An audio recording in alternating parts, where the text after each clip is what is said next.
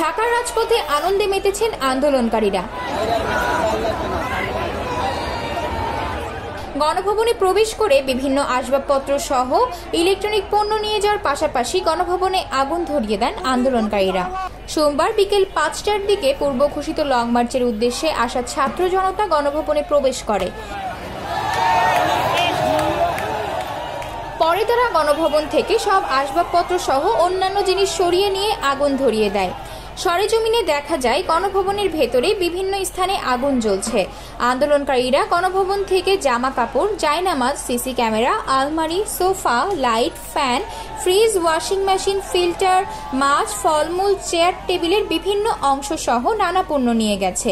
এর প্রেক্ষিতে বৈষম্য বিরোধী ছাত্র আন্দোলনের সমন্বয়ক সার্জিস আলম আন্দোলনকারীদের উদ্দেশ্যে বলেন, এই স্বাধীনতা বাংলাদেশের মানুষের। এই মুহূর্ত থেকে দেশ ও দেশের মানুষের সম্পদ রক্ষার দায়িত্ব আমাদের সবার, কারণ এসব আমাদের সম্পদ, এসব আমাদের প্রাণের সম্পদ।